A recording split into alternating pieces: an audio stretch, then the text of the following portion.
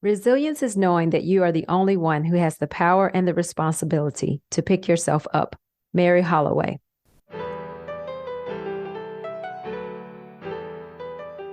You have the power to be the boss of your own life.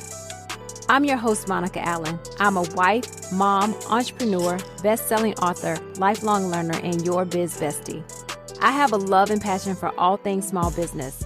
Growing my own company from $700 to over 7 figures annually, my goal is to bring you inspiration, business-focused topics and tips, encouragement, and a community that helps you launch, grow, and scale your business, whether you are a dreamer, a side hustler, or a seasoned entrepreneur.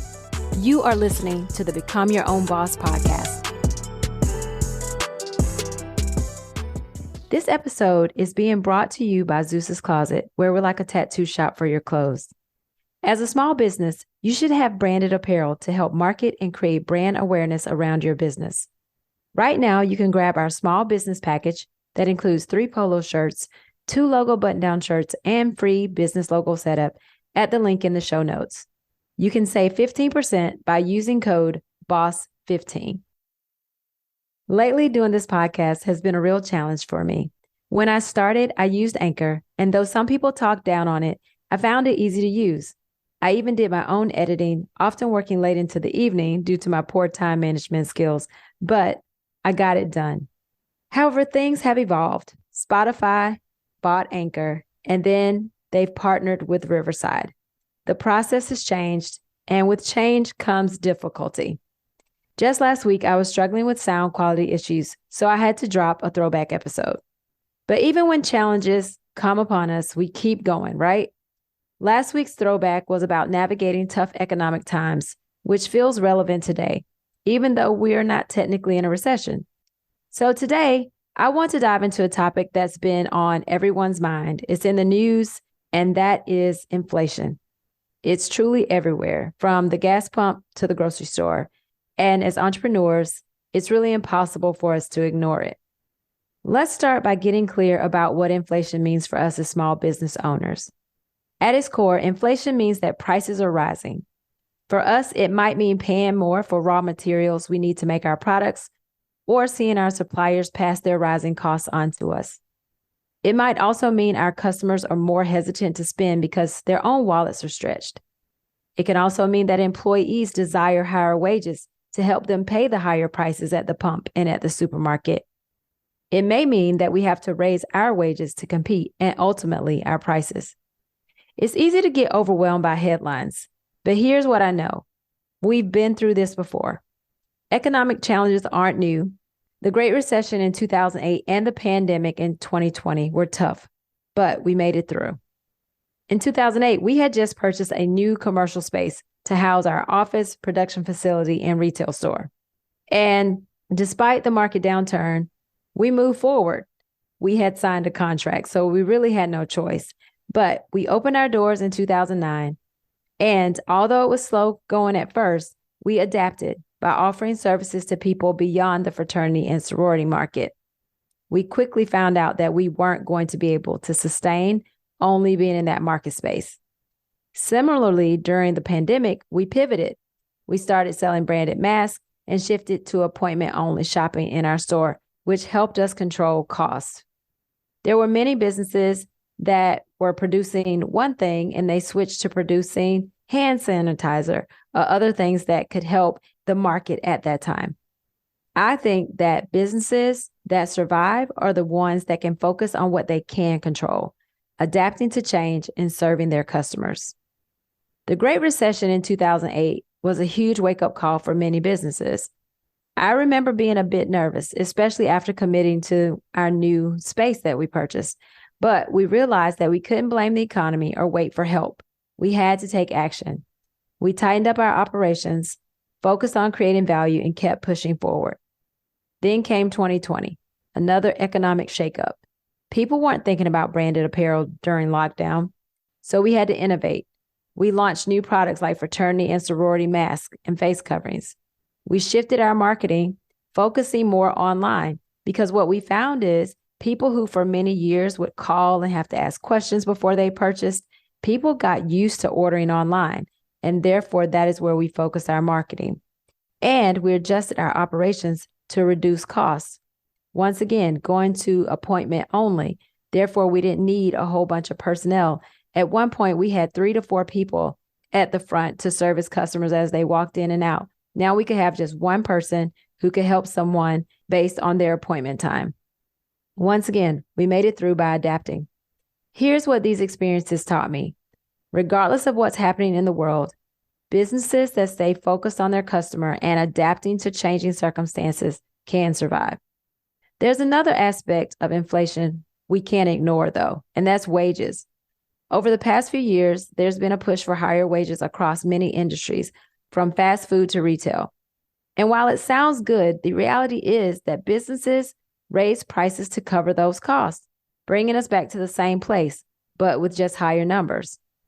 We've had to raise wages for our team to stay competitive, which meant we also had to raise our prices. So how do we break the cycle? Ethan and I were just talking about this yesterday. Some businesses are innovating to reduce their need for labor, like fast food restaurants that require fewer employees or grocery stores using self-checkout. I don't know if you've noticed, but there are more self-checkout lanes in many stores than there are open cash registers with people actually there to help you. Companies are always going to adapt, whether through innovation, outsourcing, or price adjustments. The key is figuring out how to stay ahead while serving your customer. And this brings me to another important point: unity. No one administration or political party is solely responsible for the state of the economy. Even though some people would have you think differently, it is not one side. And blaming one side or the other doesn't help us as business owners. What matters is how we show up for our customers, our team, and our communities. Small businesses are the backbone of our economy. Though someone would have you believe that it's big businesses, that's not true. And while the big corporations may get tax breaks, most of us as LLCs or sole proprietors don't benefit in the same way. Our profits flow directly into our personal income taxes. Also, as small businesses, what we bring to the table is just so much more. We create local jobs, we drive innovation, and most importantly, we build personal connections with our customers. That's truly our strength. It's during these challenging times that we need to lean into our communities, collaborate with other entrepreneurs, and share resources. Let me give you an example. During the pandemic, a friend in my network told me about the Economic Injury Disaster Loan. This is a loan that is provided by the Small Business Administration when an industry or businesses are going through an economic disaster. It happened with the peanut farmers here in Georgia when a tornado came through and wiped out much of their crop. That loan helped us consolidate some of our business debt at a lower rate and stay afloat when revenues were down. Had it not been for Andrew, a person in our network, I would have never known about EIDL. Or maybe I would have down the road, but I would have been behind the long list of people applying for this loan. But because he told me about it, I was on top of it from the very beginning. Connections like that are invaluable during tough times. So make sure you're already connected with other entrepreneurs, other suppliers, people in your industry. Now, I want to leave you with a few practical steps you can take right now to navigate inflation and come out stronger on the other side. Number 1, assess your costs. Review your expenses carefully and look for ways to cut costs without sacrificing quality. This is one of the things that Ethan and I have began to do every quarter or so. We look at our P&L and see what are expenses that we're paying that we may or may not need anymore. Number 2, value over volume. Focus on delivering exceptional value. Even during tough times, customers will pay for quality. And that's another thing we're working on. We're trying to keep our production time down so people will opt to shop with us instead of someone else because we're able to turn it around faster. Number 3, diversify your offerings. Explore new product lines or services that meet current market needs. Number 4, strengthen customer relationships. Loyal customers are your greatest asset. Remember, it costs you more to get a new customer than to keep an old one. So stay connected and show them the value that you bring and that your business brings to them. Number 5, lean into digital.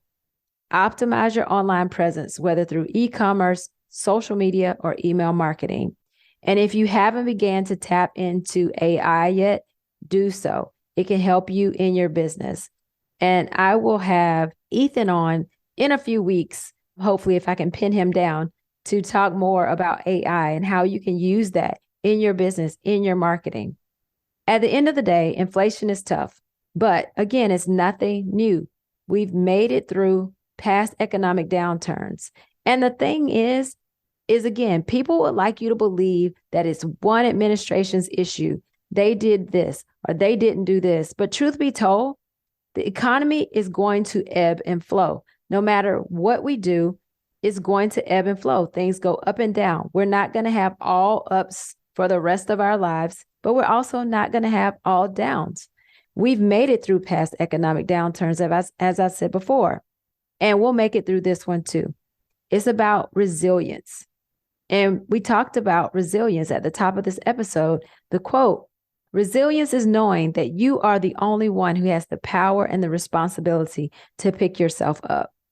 Now, I know this isn't the case for kiddos who are born into families that may not have given them all the opportunities, but we as adults, we have the power. We as small business owners and entrepreneurs, we have the power and the responsibility to pick ourselves up and not blame anyone else. Though, yes, times can get tough and inflation is definitely not easy.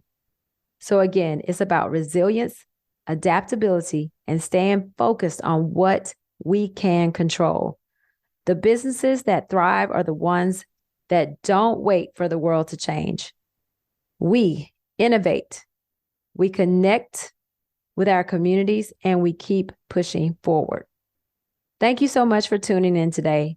I am grateful for each and every one of you. If you found this episode helpful, please take a moment to share it with a fellow entrepreneur. And don't forget to rate, review, and subscribe to the podcast. And remember, despite what's happening in the economy, now is the time to level up, leave a legacy, and become your own boss.